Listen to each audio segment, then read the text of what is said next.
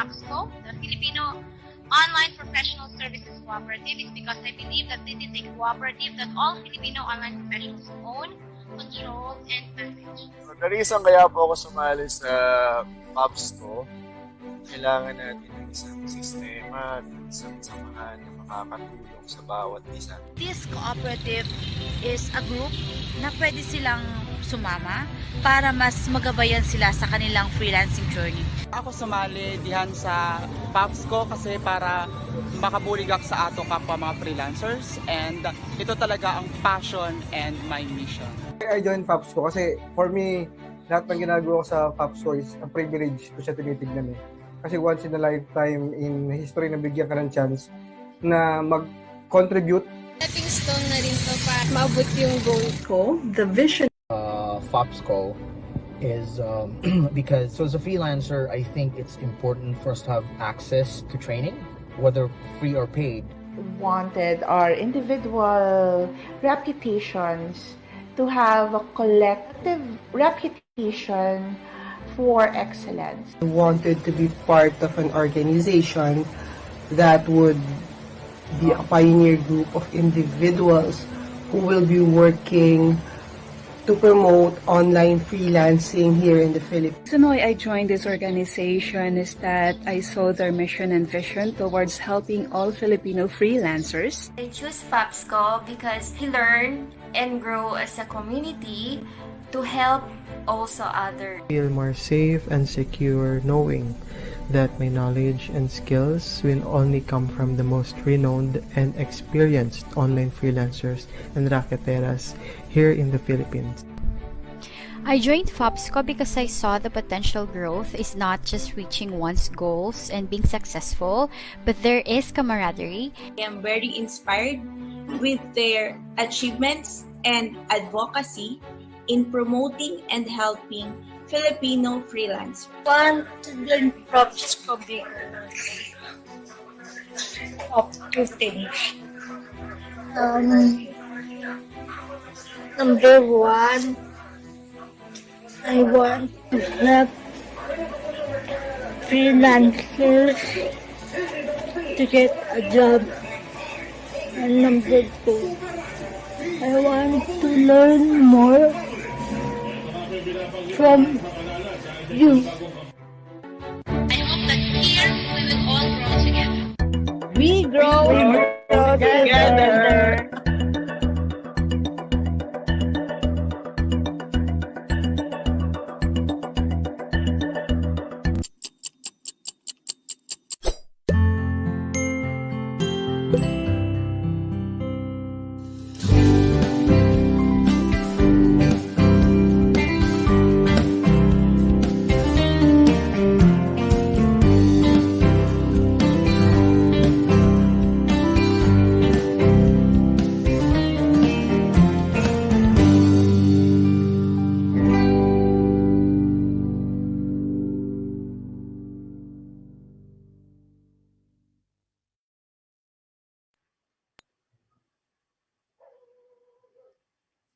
Ayan! Welcome to FAPS Talk, everyone. Magandang gabi sa inyong lahat.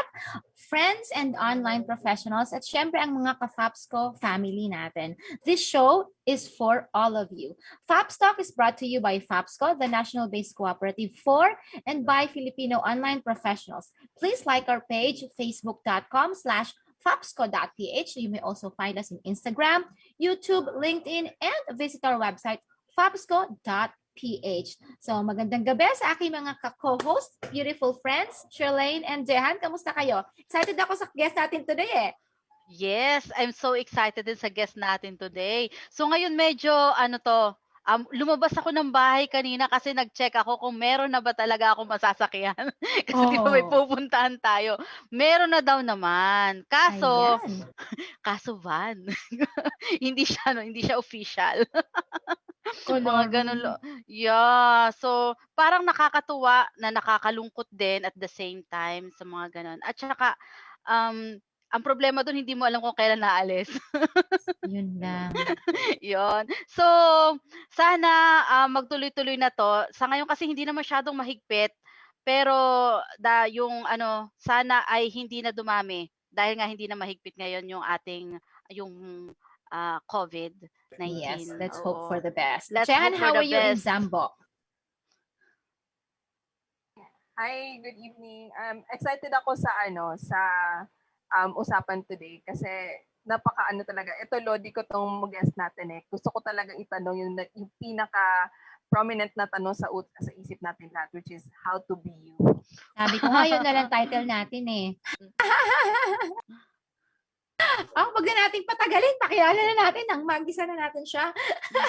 Hindi naman magisa, matuto tayo sa kung paano kalodi tong taong to. Yes. Para mabigyan man lang tayo ng kahit konting pagkalodi. Yes, correct. Tama. Mabuburan man lang tayo ng kanyang galing.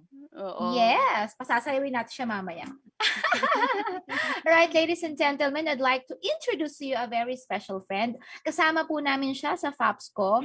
Kaya lang medyo nagpahinga siya kasi kailangan niya muna ma-attain ang kanilang $1 billion goal. Makikiamot ang FAPSCO para dyan. Ladies and gentlemen, the CEO, the dancing seat CEO of Virtual Workforce Professional, Mr. Leif Brian Margalio. Hi, Leif! Hi guys! Good evening everyone! Gusto namin yung Good jacket evening. mo. Yung hoodie pala. Yeah, oo. Good evening. Ang ganda ng hoodie talaga. Sa akin na yan. Oo. Next month. Pa-LVC ko. Hindi nga daw binibenta kasi nung nakaraan nagtanong ako eh. Tama, magkakasama kami next week. So, hintayin namin yan. Leif, kamusta na? Okay naman. I think just like everyone else with COVID, we're all stay safe. I think we're just blessed in the industry that we're able to be flexible in terms of the things that we can do, especially with work, which is actually our source of how we can provide for our family. So it's just a good thing that being in the industry as a freelancer, we actually have an option to either work in the office or work from home or work anywhere as long as it's safe, di ba? Na-lockdown actually ako sa Guimaras nung kasagsagan ng COVID. Ilang buwan? Linggo? Almost 5 months or 6 months. Ang tagal! Oo. Pero okay lang na sa Guimaras, no? Para kang nakabakasyon lang talaga, di ba? Di ba? Diyan Yun, ka naman yun talaga lang. nakatira sa Guimaras, hindi ba? No, I'm actually based in Iloilo.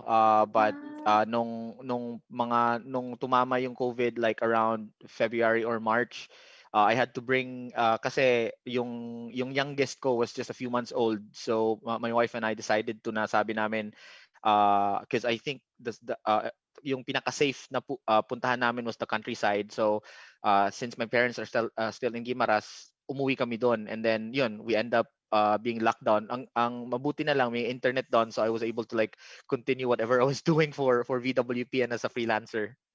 Oo, Pero yun yung eto si Leif, kagandahan. hindi halatang naka-lockdown eh, no? Kasi nung nasa Guimaras siya, naalala ko may mga post pa siya na achieve this goal, keme. Yeah. At saka TikTok ng TikTok.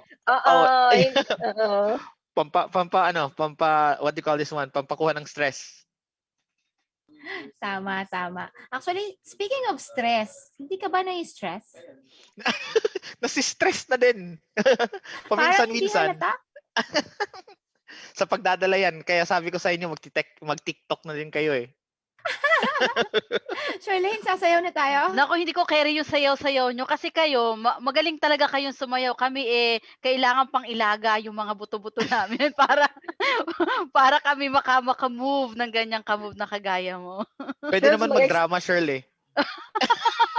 Mag-acting ka. Acting. Guys, Try para sa natin, mga hindi Rosh. nakakaalam, oo nga eh, para sa mga hindi nakakaalam, malaki na yung growth na na-achieve ni Leif, but he still remains to be very helpful in the online industry, lalo na sa FAPSCO. So, from time to time, we still ask for advice from him. At ngayon, sinisingil na namin siya kasi nag-hiatus na siya ng matagal sa FAPSCO. So, Leif, what are your future plans? Magkwento ka naman. Well, yun nga. Basically, if I'm just going to go back, the past 2 to 3 years was actually, I think one of the worst that have happened to our company in VWP. But then, I guess it's something that I can be thankful sa kay Lord because of the experiences that we had the past years. um, we were able to like use that to learn and basically change our mindsets, change the way we work, change the way change the systems, the process of our company, because it was actually one of the things na kumbaga it wasn't working very well. On a side note, that's actually one of the reasons why I had to decide to be away from a lot of things. And sad to say, kumbaga na included doon yung FAPS ko, I actually had to stay away from all other things na kumbaga um, like sa mga trainings, sa mga I kind of like declined a lot of invites to certain talks and stuff like that because it was one of the kumbaga down times, if if I may say, sa sa time namin sa VWP. And as for myself as a leader, I actually, and to tell you the truth, I almost raised the flag. I almost raised kumbaga I almost threw the Through the white flag towel. Yeah. through the towel na kumbaga I almost sabi ko, I think this is it. I'm going to give up. But then I'm just thankful that there are just a lot of people around me, especially some of my partners, my wife and my family, that basically made me realize that it's kumbaga it's just kumbaga trials, challenges are just part of growth and stuff like that, and it's meant to happen. It's just a matter of really having the faith, kumbaga believing in the Lord's plan. And basically I would say kumbaga I almost fell into depression, but then everything went into place when I decided to like fight for what I think was good for everyone, for our company and our team. Again, I was very thankful that I have partners within our company na kumbaga sinuport naman yung mga decisions ko, sinuport naman yung changes na gusto kong mangyari. And during the COVID-19 year, like 2020, it was like one of the pivot, kumbaga, year na nag-pivot talaga kami in terms of a lot of things. And as of the present, I'm able to see na kumbaga it was the right decision, and kumbaga we're back on track. Although we're not back in terms of the numbers that we had before, but basically in terms of the systems, the process, number of clients and stuff like that, kumbaga we are getting there. So our plans for the future, I guess we just kumbaga we just want to continue our momentum. We just want to build leaders within our company. We also want to reach more kumbaga countryside locations para at least makatulong din tayo in terms of providing jobs to more Filipinos. So we're opening a new we just opened a new office in Sagay last month, and then we're about to open another office in Oton, Iloilo this coming March. So I think we're on track. So yun. Ang saya. Charlene, Jehan, may tanong ba kayo? Kasi pag hindi kayo nagtanong, nangangati na ako magtanong. Go lang Mauna na muna. kayo. Go lang, Rose, lang. kasi ako ina-absorb ko pa lahat yung mga sinasabi. Pero alam mo, actually, yung nga nabanggit ni Leaf kanina na he declined a lot of invitations, and isa ako doon sa mga dinecline niya. Ayan. Remember, at the beginning of last year, we were supposed to have yung Yeah, sa freelancer, Zamboanga. Zamboanga, yes. Oo. And that was just yung parang umpisa pa lang nung COVID. lockdown Oo PM po. eh. Oo. Oo. Oo. Yeah. So sana matuloy ulit yun, hopefully pag may vaccine na. Oo, and wala na masyadong I think ililift naman daw nila yung restrictions for travel, so hopefully matuloy yun. Yes, sige. Rosh, heads up ko na yan na. Yung Zamboanga BC might have the ituloy na natin hopefully soon. Ayan, very nice. Oh, ikaw daw ang special guest, Leaf, ha? Alright. Now, magtatanong na ako, Leaf. Kasi Sige, go ahead. maraming freelancers na they wanted to take off in business. What is the advice that you want to give for all those who are just getting started? How did you do it? Well, I think if I'm going to think about it, part of my journey was actually some sort of like an accident, in a way where like from being a call center agent, because I didn't have a choice, I had to become a freelancer. And then when I was already when I say I didn't have a choice, is because kumbaga I just bumped into freelancing and then tried it out, because I basically heard from some of my friends and some of my office mates back when I was a call center that freelancing kumbaga maganda yung income in terms of and kumbaga nabuntis ko kasi yung wife ko na ngayon, nabuntis ko siya way back in 2008. So basically parang Wag I need naman to ganun. Parang ano, so, pangit ang dating. no, kasi Masyadong blunt. Oo. the story Blunt. behind behind that blunt siguro yung that blunt sentence is because I was supposed to fly to Manila to actually get kumbaga to work in Makati as still a call center agent. But then because nalaman kong nabuntis ko si yung misis ko ngayon, I basically my back was against the wall in terms of saying to myself na uh, do I fly to Manila and look like an asshole na I'm going to na lalayuan ko sila. But basically my plan was just to but at the side of my mind, I was telling myself that I think this is for the better because I'll have a better income than what I was having in Iloilo, because when I was a call center in Iloilo, I was only earning around 10,000 pesos per month. Yeah, maliit. So in Manila, it's almost 3 times. So sabi ko, maybe this is for the better. But then I bumped into freelancing, and then one of my friends told me na maganda naman, and I got an offer for an Australian company. And so that saved me from flying to Manila. And then I told myself, sige, I'm going to take the risk and just work as a freelancer because yun ang offer nila, it's malapit na din sa what I'm going to get from on a salary base din sa Manila. So I decided to stay in Iloilo. And then when I became a freelancer, I met a client. I worked for them for 3 years. Australian sila. And one of that client told me that basically I worked for their sales team. So and I was basically I was a case study.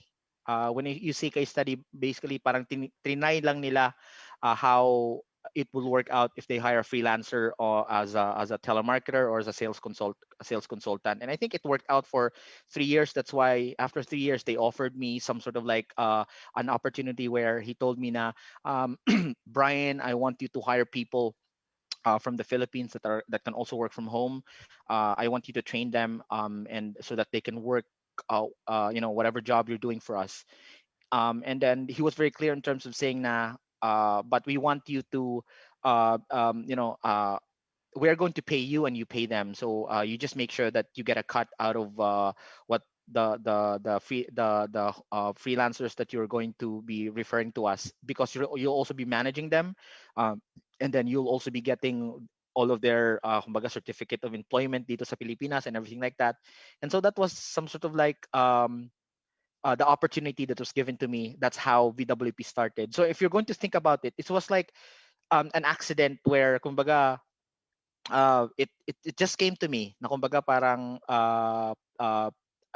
I kumbaga in a week or two, because I just decided to like, okay, sige, I'm going to do this.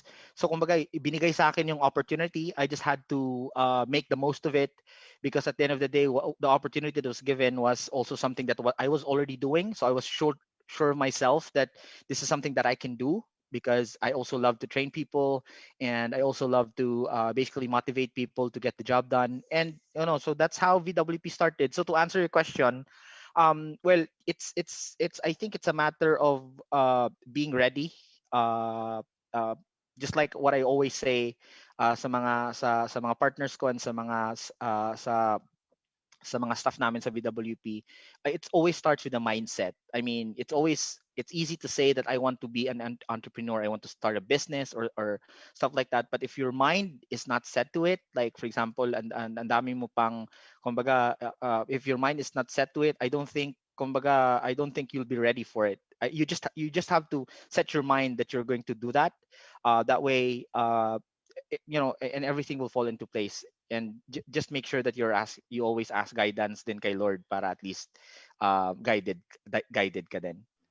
Aray ko naman, tinamaan ako dun sa it always starts with the mindset. Kasi Ako ako rin. ang dami kong gustong gawin na parang nagiging na ako. Pero nauunahan talaga siya nung fear at saka nung nag-overthink. Napapansin ko talaga nag-overthink ako, and I'm really scared to do things, to start things kasi natatakot ako mag-fail. So, Ang tanong ko lang kay Leaf, when you were still starting with VWP, right now kasi ibang level na yung VWP, talagang mataas na siya. But when you were still starting, what were your fears and how did you overcome or how did you face those fears nung inuumpisahan mo pa lang yung company mo? Well, first and foremost, I kind of like founded a company without any management experience, or I didn't even study management.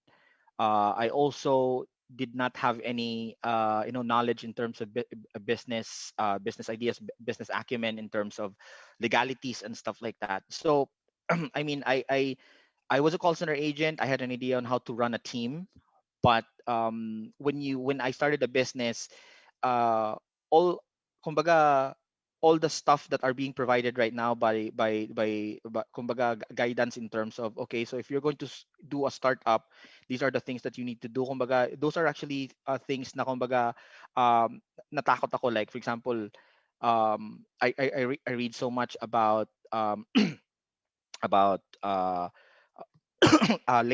labor problems. I kind of like had kumbaga, just like you guys, like if I'm going to start with my business, problema na, kumbaga, I was also overthinking, but I knew that I have to do this and stuff like that, and kumbaga, uh, I think um my biggest fear before when I was starting the company was how to really sustain it in a way where I would see na kumbaga, even if wala na ako dito, it will still run. Like for example, like how do I continuously get clients? How do I continuously hire more people? So kumbaga, andun din yun eh. Like for example, parang I was also unsure of myself. To make the story short, I was unsure of the things that I was doing, but then I just winged it. I just winged it, and yun, everything fell into place naman. Ang galing naman. So, um, 'di ba nabanggit mo kanina na yung parang nagkaroon ka ng struggles sa iyong business. Care to ano to give us naman na example yung struggles mo, yung between the struggles mo nung freelancer ka pa at yung struggles mo nitong nasa business ka na. Anong pagkakaiba niya? Gaano kalaki yung difference na para kasi 'di ba yung ibang mga freelancers gusto nila mag-transition from freelancing to become pwedeng agency owner or BPO owner, something like that. Paano mo mag-gauge kung ano yung difference ng dalawang yon? Gusto ko sabihin yung presyo, Shirlene, eh. Pero hintayin ko Bukod sa sumagot si presyo. Liz. Actually, I think I would say it's the level of sacrifice that it's the level of sacrifice. I mean, if you're a freelancer, you are your own business. You are only managing yourself, your own time, your motivation, how you inspire yourself, how you are set up to work wherever you are. So kumbaga iniintindi mo lang yung katawan mo eh. But basically yung kontra natin dyan, if you're a freelancer, if you're working from home, is too much comfort zone, demotivated tayo, stress and everything like that. And then again, you can go back to what I said earlier. It's just a matter of mindset. It's a matter of really thinking about, kumbaga, what's your goal? What do you want to happen within the next 3 to 5 years for yourself, for your family? So it's just a matter of, kumbaga, but if you're going to ask me about the pressure, well, yun nga, if you're a freelancer, you're your own business. Ikaw, yung kalaban mo lang is yung sarili mo. But if you're when I was in VWP, I mean, I had parang ang dami, like you have to deal with people's emotion, you have to deal with infrastructure problems, you have to deal with government agencies, you have to deal with your partners, right? Basically, the struggles that we had for the past 2 years was basically within the management and the corporate level of the company, where it's sometimes kumbaga, it's really finding the right partners, like, right? It doesn't mean that when you find the when you start something, you think that you found the right people. At the end of the day, makikita mo yan how they will be working out along the way. And sad to say, like a lot of the decisions that I made 3 to 4 years ago in terms of the people that I wanted to put for the team, kumbaga, they clashed out. I mean, I wasn't aware that people were clashing out on inside inside our company, and it affected a lot of things. It affected how we work. It affected our motivation. It affected our agents. It affected how we manage clients and everything like that. So and then andyan pa yung syempre pag pag may ganung problema, 'di ba? Within the company, things will really be a big problem, and it affected our finance. It affected our plans in terms of the expansion. We had to close down some of our countryside offices because of that problem. So kumbaga, can you imagine, parang yung if you're a freelancer, parang yung problema mo isang sakong bigas lang. Pag nasa business ka na, isang truck Isang na yung kamalig na. isang truck, isang kamalig na yung ipoproblema mo. So kumbaga, it's really, there are a lot of things na kumbaga, yun nga sabi ko, brainchild, kumbaga baby ko si VWP, and I almost gave up. I almost gave it up, but thankfully hindi. So yun, that's the reason why andito pa ako. I'm still talking to you guys. So yun. Thank you very much. Meron pa akong isang katanungan kasi Sige, nabanggit mo go. kanina yung regarding sa partners and also yung mga na tao mo do sa BWP. So, kapag kumukuha ka ba ng mga tao or partners, ano yung pinaka pamantayan mo sa kanila? Is it experience or is it attitude? Ano yung mas importante kapag meron ka sariling business? Ang lalim, pamantayan. Leaf, pantayan mo yung Tagalog ni Shirley. I think it would be too cliche to say na kumbaga, you can train skills, but you can never teach attitude, or you can never teach a person character. But basically, ang ginagawa ko naman kasi, we just like how we are always taught in the John Maxwell program, right? It's always good to promote people on the farm team. When you say farm team, 'di ba, yung mga matagal na sa atin, we've experienced working with them, and that's also what I practice in VWP. Whoever I partnered with, those are people that have worked with VWP for quite a long time. They were agents, they were VAs before. They owned one of the centers. They manage teams from our company. So those are the people. But then there are just some. I guess there are maybe that's also where the leadership lid comes in, where when you see someone that's working really well in the management level. Let's say, for example, isa siyang account manager, nagmamanage siya ng client, and he or she is working really well, and then you see now, okay, I can promote him or her, or I can actually get him or her as a partner. So it's a different battle altogether, being an account manager and being a business partner of a certain company. Kumbaga, siguro doon yung pumapasok yung tinatawag ni John Maxwell na leadership lead, na kumbaga, meron lang talagang limitations where a certain leader can perform at the level of the at the level as of them as a person. So I think that's where I kind of like,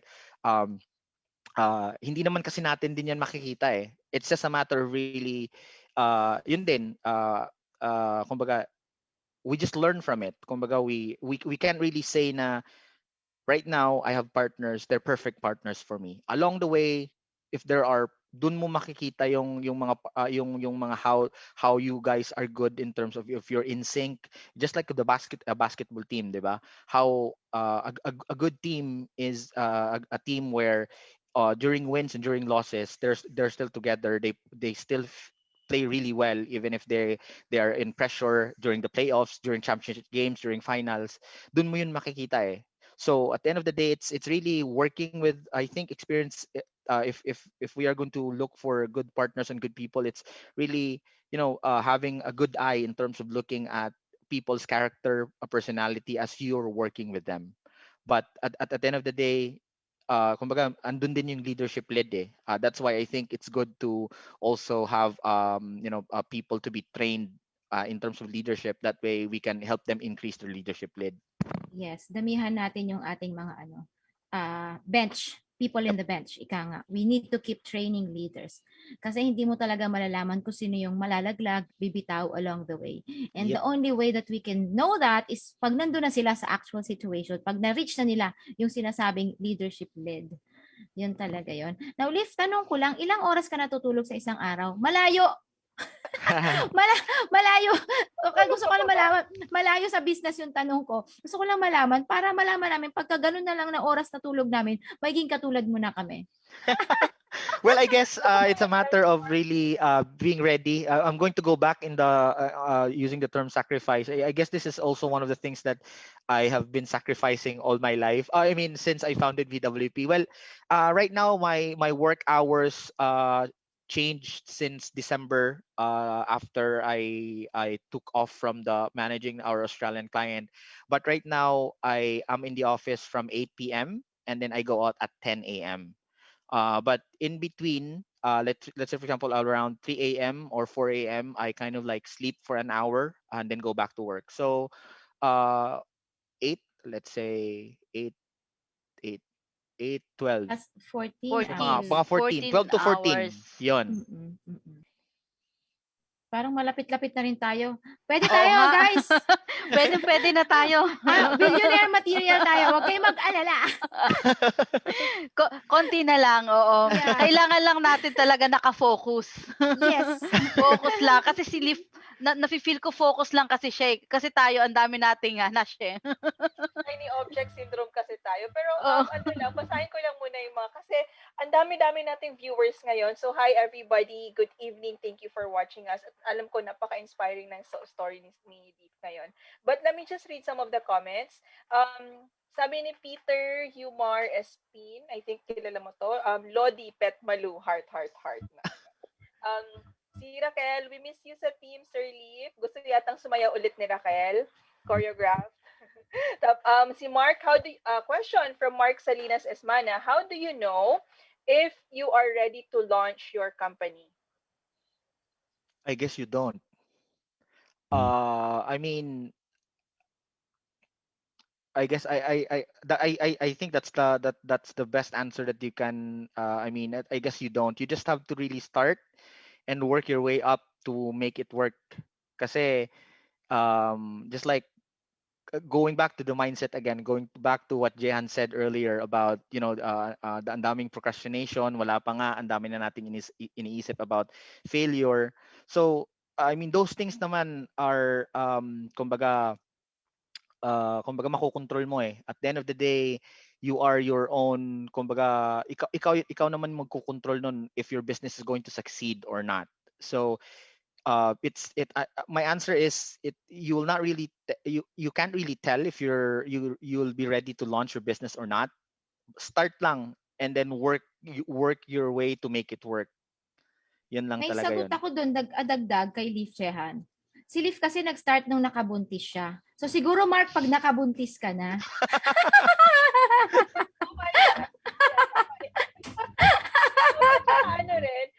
Ano ko rin sa sinabi ni Leaf is it's either is it day 1 or 1 day.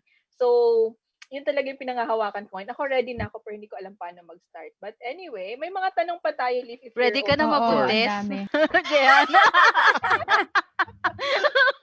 Huwag muna, utang. Ano ba to? Inumpisahan ko kasi si Leaf pala nag-umpisa. Step 1 is pag nakabuntis ka. Yun yung isang requirement doon. Comments ulit tayo, Leaf. From Jude Aboltivo, congratulations, Kaz. Oy, cousin. Napaka-supportive. Thank you for watching. Si Jane Maghanoy, she has 2 questions. How do you avoid or prevent the feast and famine cycle in this type of business model? And how do you choose the right partner? Well, yeah. I mean, to answer question number 2, it's really just, kumbaga, I mean, if you're in recruitment din kasi, like if I'm going to do it on a recruitment perspective, like if you're actually choosing partners, it's like somewhat you're recruiting people, right? So if it, on our recruitment, sometimes HR would ask me Sir Leaf, how do we choose, let's say for example, and some clients would also ask me, so Brian, I have three people that I want to put for my campaign or for my project, three BAs, but I'm caught in terms of three people. What who do you think will I hire? So I always tell them well, if you're going to erase their skill sets, erase what they call this one, the interview, their interview score, who are you comfortable with working? So kumbaga, I guess that's also one of the things na isang basihan ko in terms of working with partner, because if if of choosing a partner for my business, because if I see na kumbaga comfortable ako sa taong to, comfortable ako sa profile niya, comfortable ako in terms of how he does things based on my research, and then if the person is also already working with the company, I'm very comfortable with talking to him, or if I'm going to talk to him. So kumbaga, that's my first basis. Kumbaga walang bahid na kumbaga ay parang naiilang ako sa taong to, or something like that. And then kasi at the end of the day, if you're comfortable with that person, it will be easy for you guys to like talk about how to get things done in terms of business. Kumbaga walang hiyaan, walang ilangan and stuff like that kasi comfortable na nga kayo. So I mean, that's what one of the first things that I somewhat look at, if I'm going to work with a partner. Well, not I mean, I would say 30 15 out of 20 it didn't work out. Kumbaga, no, 5 out of 20 didn't work out. Let's just say yun yung percentage. Kasi at the end of the day, although you started off and you are kumbaga the same in terms of what you'd like in terms of the mission and vision, at the end of the day, may aabot sa time na baka iba din yung belief niya, iba din yung belief mo in terms of how you lead people, in terms of how you deal with people and stuff like that, and doon kayo minsan maybe magka-clash or something like that, and magkaka-problema. But if you're comfortable, you can talk about it. But at the end of the day, if it doesn't work out, be open to change, like be open to go separate ways, just to make sure na hindi affected yung business, yung mga tao and stuff like that. So I guess yun lang. I mean, being comfortable with someone is one requirement that I look at in terms of if I'm going to partner with with someone. Leaf, may tatanong ako on that, follow up. Dapat ang tanong ko is supposed to be, did you experience having been wrong in terms of judging a person na akala mo okay kayo pero hindi pala. Pero dahil nabanggit mo na 5 out of 20, so somewhat mga 20-25% yung ratio. How are you turning that experience para sa mga susunod na pagkakataon that you're thinking, or parang kung pinag-iisipan mo na yung isang tao ay magiging partner mo, paano mo yun, paano ka natuto from that experience, and how did you do it differently? Well, I guess I kind of like created like a system in place. Like for one perfect example is right now, like way before when we open like a countryside location, wala nang test period or something like that. We basically sign the MOA, and then we launch, and then we do recruitment, and then we start that countryside location, and then eventually we find out that there's a problem in terms of like the partner, or maybe the partner the assigned like operations manager of the partner has a problem in terms of dealing people, or sometimes we don't have a problem with the partner or their operations or their managers in their location, but the infrastructure is a problem there, like internet palaging brownout or stuff like that. So right now, since with a lot of those experiences, we kind of like had this system in place right now where if you want to be a partner with VWP, we have to test you out for 3 to 6 months time, where you need to prove we need to see first that your infrastructure is working in your office, like internet wala masyadong downtime, meron kang ang backup, computers are not basically having problems, which happens a lot of times sa mga previous partners namin. And then actually yung first na tinitingnan ko dyan is how they would be able to manage the people or our agents in the center. Like, how are you as an owner, as our partner, how are you helping out the operations of VWP there, and is your main person, I mean the main person or your operations manager also helping out? Are they also providing influence sa mga tao natin dyan in terms of motivation? Is it a positive influence? Is it negative or something like that? So we have, I think, 3 centers na test. 2 are already successful. Currently ongoing yung dalawa. So basically parang doon namin tinitingnan, in short, parang I avoid jumping into like partnering with someone agad-agad. So at the end of the day, our whatever system that we have in place in VWP, it only works out if we are in sync with the partner, and then the partner is in sync with us. So we need so right now the safety net that we're putting in place is to test them out. We will not sign any more yet. If your center is under a test period, things are different. Kumbaga, it's way better if you're an official partner of VWP. But if you're on a test period, kumbaga meron na ding parameters dyan. So that's at least what we have in place to test out if this partner is really something that will work out for the system of VWP or not. Well, after 3 to 6 months, if it doesn't work out, then we can move separate ways. At least we tested it out. And walang masyadong losses because at the end of the day, hindi kami nag-invest, wala ding what do you call this one, wala ding MOA.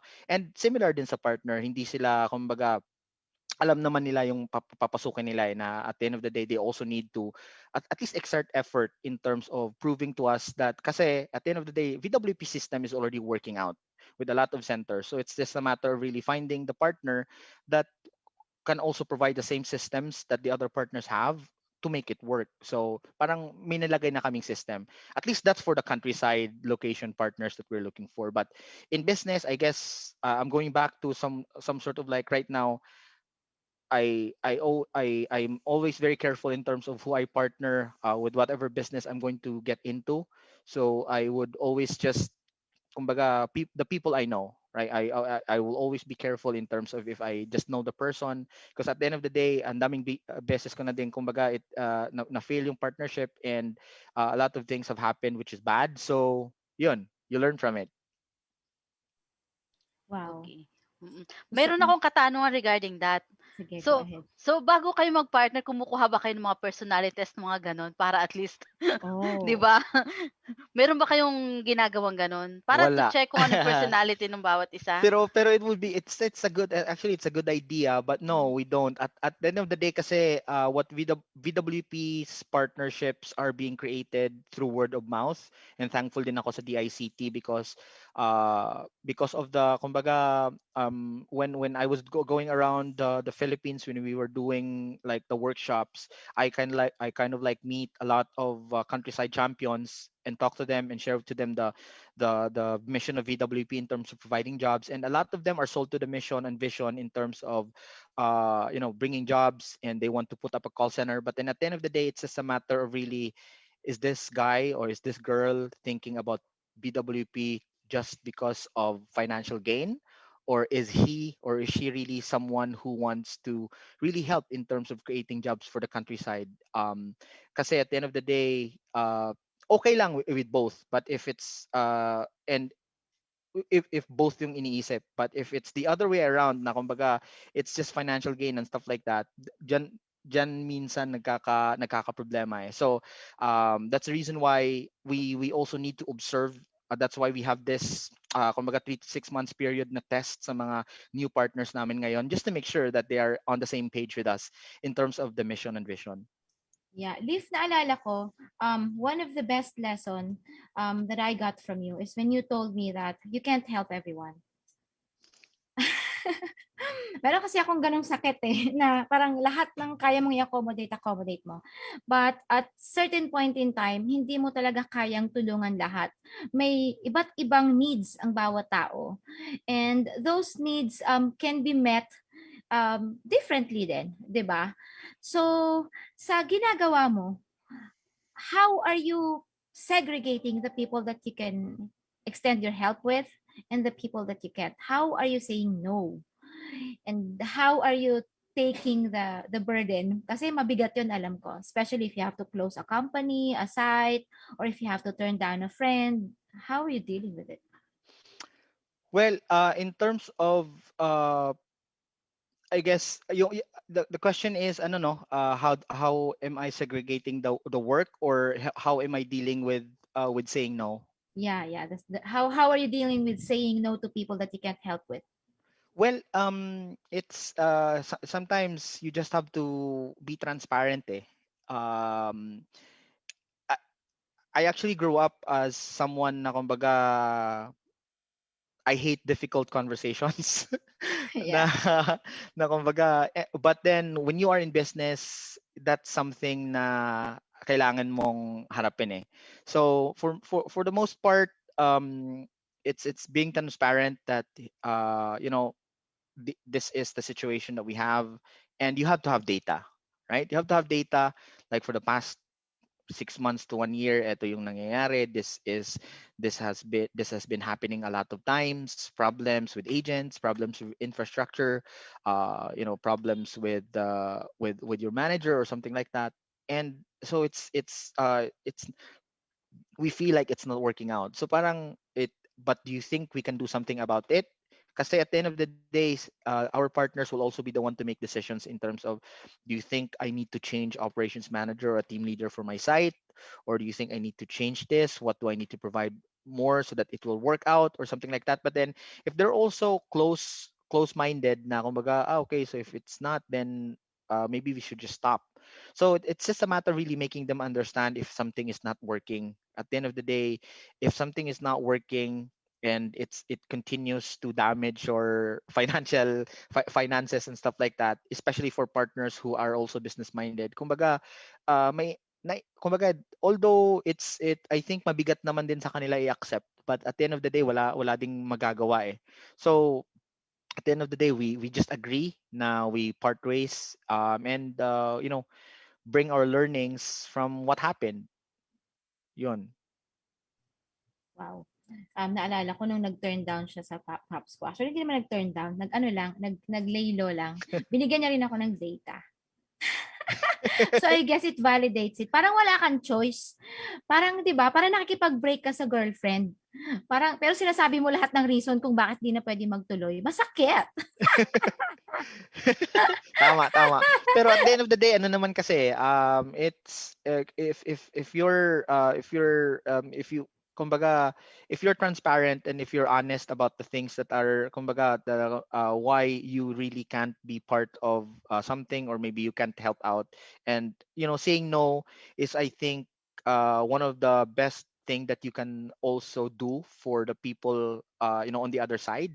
Because let's just say, for example, if you push for it and then things didn't work out just because nahihiya ka, you push for it and stuff like that, and then things didn't work out, mas malaki yung damage na mangyayari, di ba? But if you think na kumbaga, if you're being honest to yourself and being honest to the other the people, the receiving people, and at least you'll know na kumbaga, I made a choice. But I think, moving forward, just like what we have right now, right? It doesn't really mean that I kind of like had an hiatus from Popsco.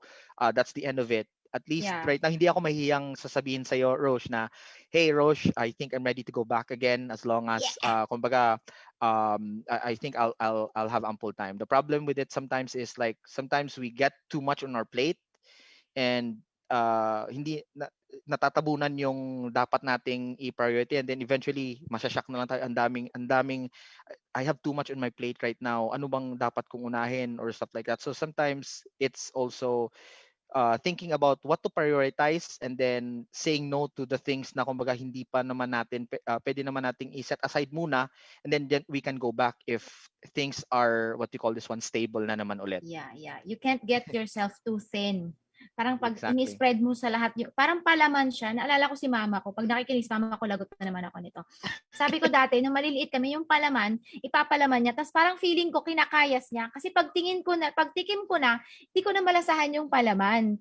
Kasi feeling ko, kinayas niya pabalik para makulayan lang. Like, pinagtatawanan namin, parang joke namin yung magkakapatid dati. Kasi di ba nga, nagtitipid ka sa palaman. Kaya pag nagpalaman ako ngayon, madami. Ibig sabihin, pag nagbigay ka ng commitment mo sa isang bagay, it has to really be 100% or don't give it at all. Kasi magsasuffer lang yung both parties. Ikaw, kasi hindi mo nagawa yung commitment mo, and the other party, hindi mo na-meet yung expectations. Yes. So the relationship will be severed, di ba? Exactly. Tsaka maghihintayan eh. Like, Mm-mm. you guys have expectations.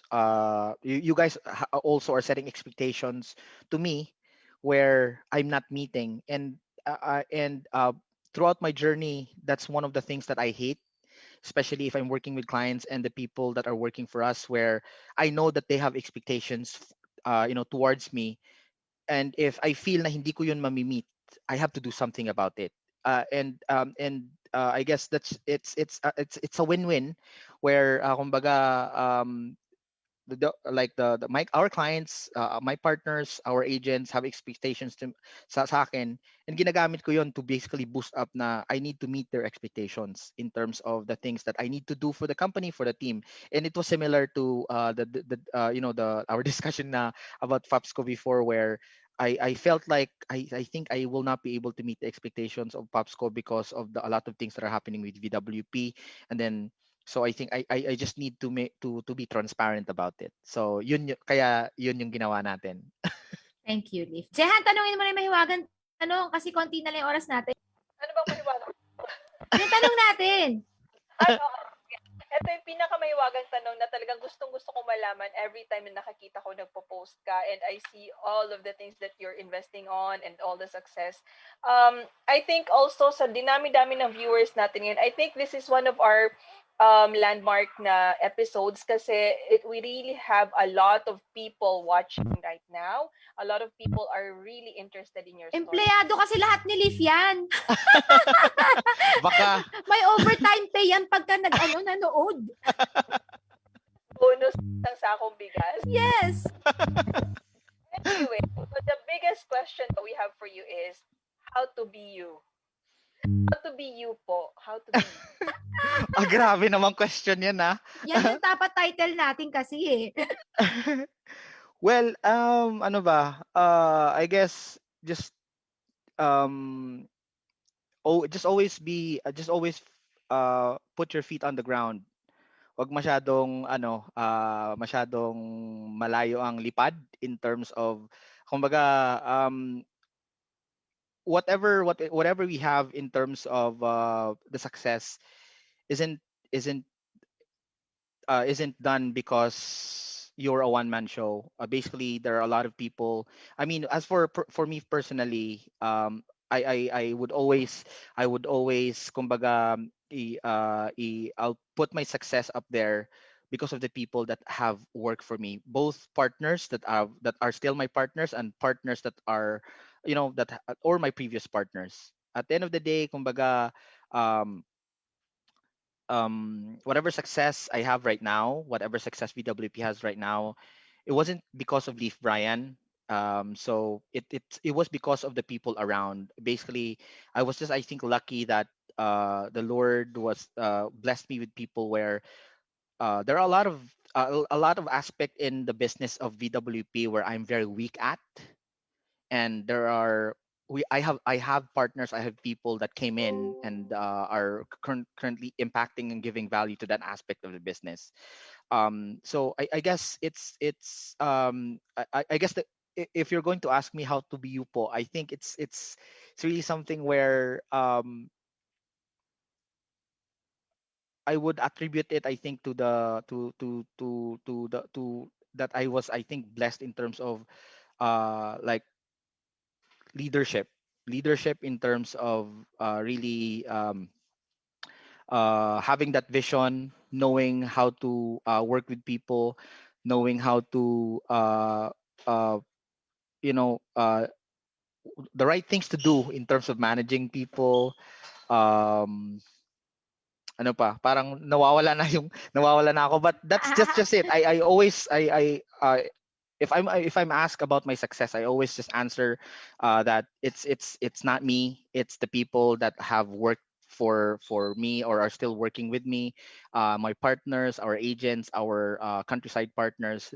Those are actually the reasons why those are the people na reason na naging successful yung BWP, kasi hindi maabot ng BWP whatever milestone we have if they have not kung hindi sila dumating sa company. Ang galing. So, ang galing kasi at saka nakikita ko rin talaga that Leaf is really a person na inspirational kasi I'm looking at the comment section and ang daming napaka supportive sa journey mo, like si Miss Teresita Gina Gacho Cabiok. Good evening, watching right. O, diba? Pati teacher mo. Yeah, teacher ko yan nung high school. Ay, ma'am. Nakalagay nga proud teacher here. Oo, diba? Tas may Tapos heart. lagot ako si mama nanonood. Sabi niya, binubuking ko yung palaman joke namin sa bahay. Okay, Liv, as much as we want to keep going, marami pa kaming gusto itanong sa'yo, kaya lang mag-overtime tayo. Meron ba tayong success dance? Yeah. Ano na lang, you watch na lang my TikTok What's TikTok page. Invite mo sila sa TikTok mo, dali. Sige, well, you got really? Well, you guys, if you want to see the moves of the dancing CEO.ph, you can find me on TikTok, dancing CEO.ph. That's my TikTok name, so you can find some of my dance moves there. So basically my story is I was actually a dancer before. I used dance to basically get through college. And now I'm a CEO, so that's I think the reason why FOPSCO made this a title of "Dance Your Way to the Top." But that's a good one. So just find me on TikTok if you want to see me dance. So I'm there. Pakita daw kasi kahit nakaupo ka, sabi ni Denso.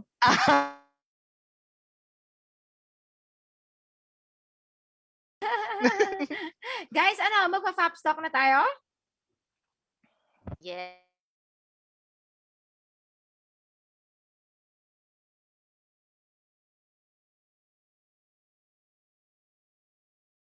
Here. Morning or night person? Night. Online tool, number one online tool you can't live without. Gmail. Regular home office attire. Regular home office attire, well, shorts, hoodies. Hoodies pa rin sa bahay. Wow. Next, Charles, your hand? Okay, so where do you go when bored or tired? Bored or tired? At home. With my son. I play with my son. Okay. What would your pet say about you if you ask for reference? Ang hirap. I have to think about it kasi wala akong pet eh. Kunyari na lang. What would my pet ask of me if I ask for reference? Say. Say? What would your pet say about you? Energetic. Okay, next. Describe your life using film titles.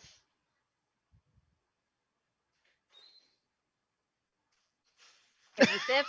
Nag-isip ako. Dancing Queen. Dancing King.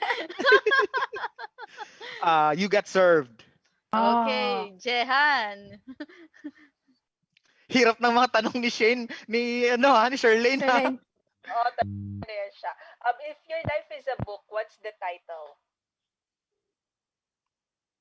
My favorite, 21 Irrefutable Laws of Leadership. Yeah. Talaga. And who or what keeps you motivated? Alam ko na yung sagot dito. Family. Of course. Yun na, that's the last question. Do you have any parting message? Kasi napakarami talaga nating viewers and I think they're all interested to follow your story and to be you, basically. So, do you have any parting message to everyone that's watching right now? I think for most of I actually thought that the conversation would go along the journey of me being a dancer and then a CEO, but then I think majority of the questions that I receive from you guys is about VWP, how I manage, how to start being an entrepreneur, when are you going to be, when can you say that you're ready to launch a business. But I think the what I'd like to ano sa lahat is my favorite part of the 21 irrefutable laws of leadership. I actually made a post about it yesterday in Facebook. It's the number law number 18, which is the law of sacrifice. Like I'm just going to read this one. As the book said, that the leader must give up to go up, right? Sabi ng book, the heart of leadership is putting others ahead of yourself. It's doing what's best for the team. As you rise in leadership, your responsibilities increase as your rights decrease. As one of the four critical aspect of the law says, yung one of the four, you must keep you must keep giving up to stay up. So you guys asked me about how many hours I sleep and stuff like that. Well, before I would say I worked 16 to 18 hours when I was still growing the company, when I was still growing the BWP.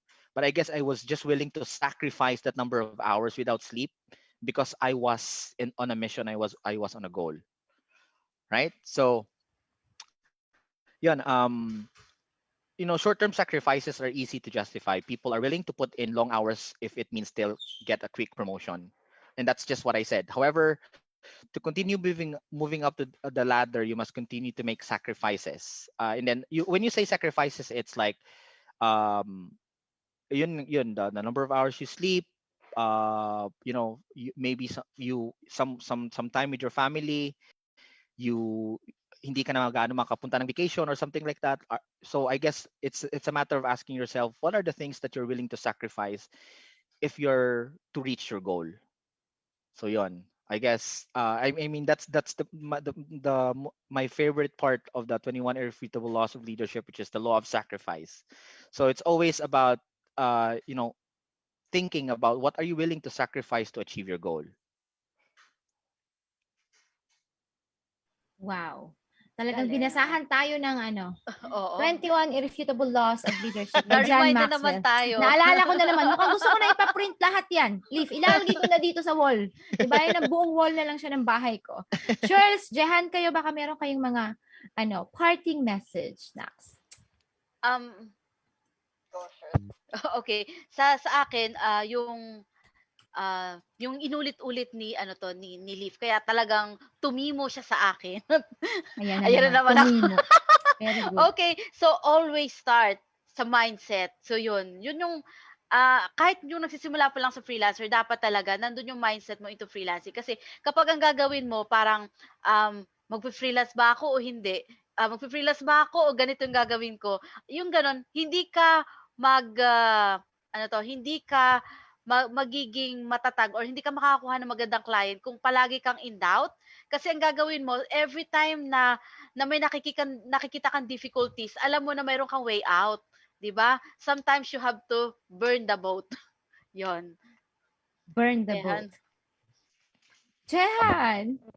Actually, yung sobrang na-inspire ako dun sa sinabi ni Leaf na you have to make sacrifices and yung mga short-term sacrifices would eventually be worth it.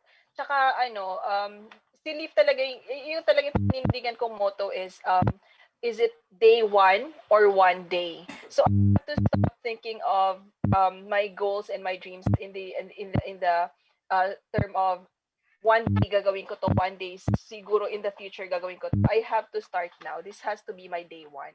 So yun talaga. Thank you so much for all the inspiration you've given tonight. Ayan, ang saya-saya naman. Oo, ang daming learnings. Yes, nakakamiss si John Maxwell. Actually ako, ang isa sa mga naalala ko kay John Maxwell, yung parang pinakatumimo sa akin. Sherlyn tumimo. Malalim yun. Is that you stop being a leader if you stop giving to your people. Before kasi marami ako naririnig, ang mga tao kaya lang nandyan yan sa'yo kasi may makukuha sila. So what? Then give. And then sabi, paano pag wala ka na maibigay? Then get some more so that you have something more to give. That way, kung ano man yung reason nila, kung ang reason man nila is just to get something from you and they keep on getting something from you, hindi rin sila mauubusan. It's either they think na, ganito pala yung taon to, ganito pala yung character ng taon to. Kaya sa pag-isipan kanila ng masama, it gives them the inspiration and the motivation to do something like what you're doing din. Kumbaga sila rin mismo mag-strive kasi masarap yung pakiramdam ng nakakapagbigay in terms of knowledge. Masarap syempre kung pera lagi yung binibigay mo, 'di ba? Kaya lang hindi naman laging ganon. O 'di ba? So it could be an opportunity, it could be an advice, it could be a life lesson, it could be your time. Just listen to your friends pag may problema, may umiiyak. Pag naghahanap ng love life, nandyan ka lang para sumuporta. Yun, 'di ba, Charlene? Kaya hindi pa rin ako tumitigil sa paghahanap. Tandaan mo yan, Charlene. Ayan na naman tayo. Thank you so much. Ikaw na yung mag-close. Dali, ikaw na. Sino Okay. ako? Hindi. Sorry. Biglang nawala ako, no? Nawala. Nainisip niya kasi yung love life eh. Okay. Thank you so much for watching, guys, and hope to see you again next Wednesday. So kita-kita ulit tayo for another Thursday. Wednesday pala. Wednesday. Nalito tuloy ako. Another Wednesday for another episode of Fabs Talk. So please like our page, facebook.com/fabsco.ph, a national-based cooperative for Filipino online professionals, and you will also find us on Instagram, YouTube, and LinkedIn. And if you have some takeaways in tonight's show, please share this episode so others can learn like you. Okay, and thank you sa Fabsco Media na nandito palagi sa amin, our partner for this wonderful show. And also, may mga OJT kami ngayon. So, maraming Sila salamat ang sa inyo. gumawa They are ngayon. also part of this program na. Okay, and of course, join us again next week. And thank you, Fabsco family, and let's keep growing together. Yes, thank you so much, Leaf. Bye. Thank you, Bye. Leaf. Bye, everyone. Bye, Bye, guys. Rush. Bye, Jehan.